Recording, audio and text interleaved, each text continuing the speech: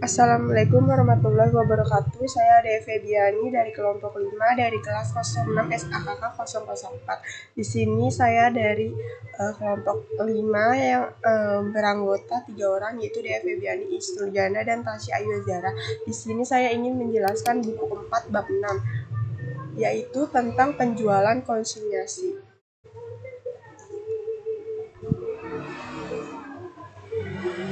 Yang pertama adalah pengertian konsinyasi.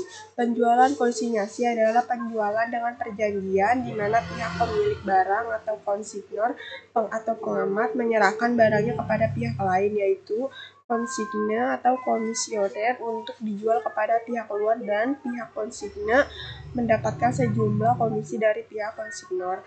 Barang-barang yang diterima oleh konsigne disebut barang komisi.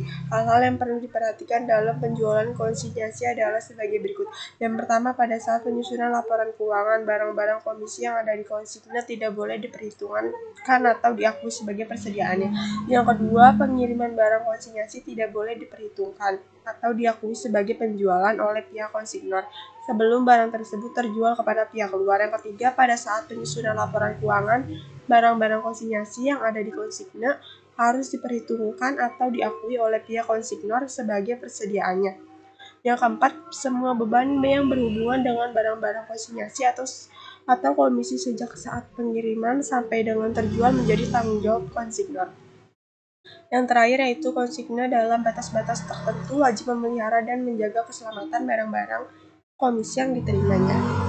Slide selanjutnya ini ada penjelasan mengenai akuntansi penjualan konsinyasi bagi konsigne. Dalam hal ini ada dua cara yang dapat dipakai oleh pihak konsigne untuk mencatat penjualan konsinyasi. Yang pertama ini ada pencatatan dilakukan secara terpisah dari penjualan regulernya. Yang kedua, pencatatannya dilakukan secara tidak terpisah dari penjualan regulernya. Slide selanjutnya yaitu penjelasan mengenai pencatatan penjualan konsinyasi. Pencatatan penjualan konsinyasi dilakukan secara terpisah dari penjualan reguler. Ini penjelasannya yaitu apabila cara ini yang dipakai, maka konsigne harus membuat rekening barang komisi. Rekening ini akan didebet untuk semua beban yang ditanggung oleh konsignor dan akan dikredit untuk semua hasil penjualan barang-barang komisi. Saldo debitnya merupakan piutang kepada konsignor dan saldo kreditnya merupakan utang kepada konsignor. Dengan demikian, rekening barang komisi menunjukkan hak dan kewajiban antara konsigne dan konsignor. Yang kedua yaitu pencatatan penjualan konsinyasi dilakukan secara tidak terpisah dari penjualan regulernya. Penjelasannya yaitu apabila cara ini yang dipakai, maka setiap terjadi penjualan dicatat ke dalam rekening penjualan diikuti dengan pengakuan pembelian atau harga pokok penjualan. Cara pengakuannya dengan mendebit rekening pembelian atau harga pokok penjualan dan mengkredit rekening utang kepada konsignor. Sama beban yang dikeluarkan oleh konsigne dan ditanggung oleh konsignor akan didebet ke rekening utang kepada konsignor. Dengan demikian, besar jumlah yang harus disetorkan kepada konsignor tercermin pada saldo kredit dalam rekening utang kepada konsignor. Selanjutnya yaitu akuntansi penjualan konsinyasi bagi konsignor. Yang pertama, pencatatannya dilakukan secara terpisah dari penjualan regulernya. Yang kedua, pencatatannya dilakukan secara tidak terpisah dari penjualan regulernya. Ini berikut yaitu contoh dari transaksi konsinyasi ya teman-teman. Nah, ini juga contoh dari transaksi konsinyasi yang ini pencatatan dilakukan secara terpisah dan ini pencatatan dilakukan secara tidak terpisah. Penjualan konsinyasi bagi barang yang belum laku terjual. Ini maksudnya diasumsikan bahwa barang konsinyasi telah terjual semua. Dalam kenyataannya, kadang-kadang barang tersebut masih ada yang belum terjual sampai dengan pembuatan laporan kepada pihak konsignor. Apabila hal ini terjadi, maka pihak konsignor harus melakukan penyesuaian terhadap semua beban yang telah dikeluarkan baik oleh konsignor maupun konsigni yang melekat pada barang tersebut, sehingga nilai persediaan barang tersebut adalah sebesar harga pokoknya ditambah dengan beban-beban yang terjadi dan menjadi hak atau bagian persediaan akhir barang tersebut.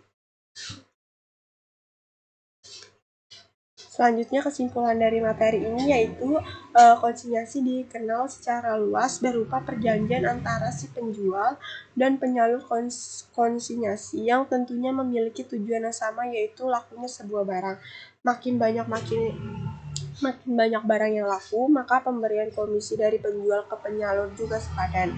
Seiring disebut sebagai penitipan barang dagangan kepada agen untuk dijual dengan melakukan pembayaran.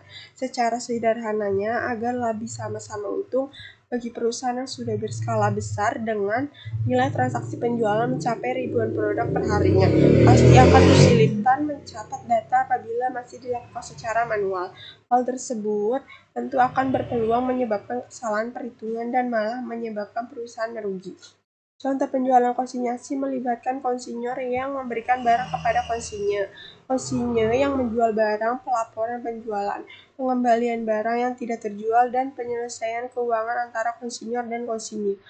Penting untuk menyusun perjanjian penjualan konsinyasi yang jelas untuk melindungi kepentingan kedua belah pihak. Setiap penjualan yang terjadi pada metode ini pun tidak boleh luput dari pencatatan agar bisa memastikan keuntungan dan jumlah produk yang telah berhasil dijual. Sekian presentasi dari saya yang dijelaskan. Semoga teman-teman semua bisa memahaminya. Mohon maaf jika masih ada kesalahan kata. Saya akhiri dan saya tutup. Wassalamualaikum warahmatullahi wabarakatuh. Terima kasih.